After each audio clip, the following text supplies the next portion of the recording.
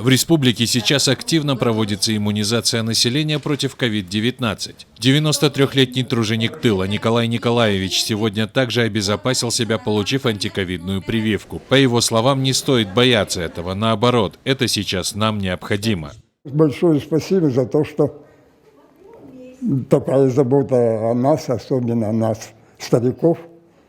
Вот, по всей вероятности, после этой прививки мы уже не в состоянии кого-либо заразить, да и сами в 93 года, считай, уже такая вещь неприятная. В прививочном пункте, развернутом в Центре семейной медицины номер 6, за день проходят вакцинацию порядка 80 человек. И каждый из них советует с этим не затягивать.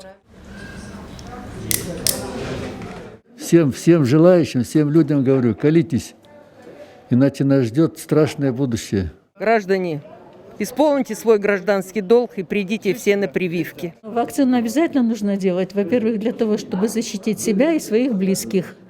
Мы живем в обществе и должны уважать друг друга, ходить в маске, мыть руки, держать дистанцию. А просто так, как люди отказываются, какие-то там страшные вещи рассказывают, это очень плохо. Только благодаря вакцине мы сможем себя, кажется, обезопасить от этого страшного заболевания. Надо всем делать прививку, потому что если вот так сделаете, попробуйте дышать. Не сделайте прививку, будете вот так мучиться. А сделайте прививку, будете дышать полной грудью. На сегодняшний день кыргызстанцы прививаются препаратами китайского производства Sinopharm, а также российским «Спутник Ви». Как отмечают специалисты, вакцинация является самым эффективным способом массовой профилактики коронавирусной инфекции. В связи с ухудшением эпидемиологической ситуации, в первую очередь хочется призвать всего нашего населения Кыргызстана привиться. Мы на сегодняшний день получили от СЭМ Октябрьского района 2000 доз. Спутник вакцину Гамковид, производство Россия. На данный момент уже привили со вчерашнего вечера по сегодняшний день 150 пациентов наших.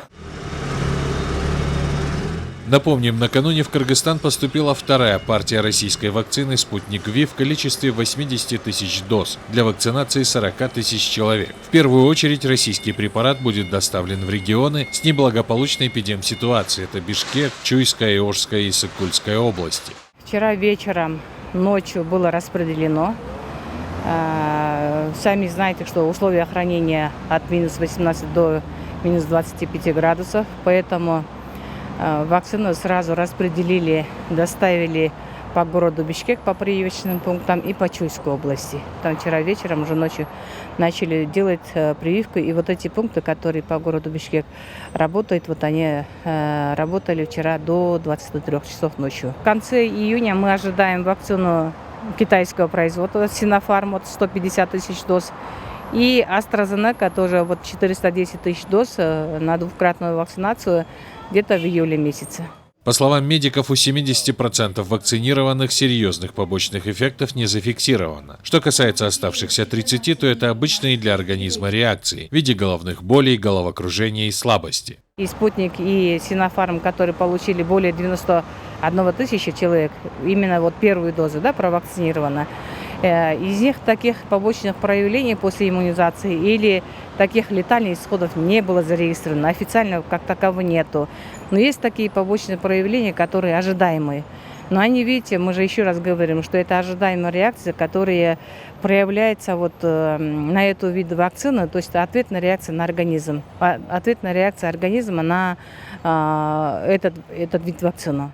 Напомним, вакцинация проводится в 2 этапа с интервалом 25-28 дней. Чтобы не забыть дату получения второй дозы, была разработана система электронной регистрации привитых, а для жителей Бишкека доступна электронная запись. Добавим, за минувшие сутки 1978 человек обезопасили себя, получив антиковидную прививку. Нурбек Иманов, Ирлан Джунушалиев, Азамат Джапаков, Алато 24.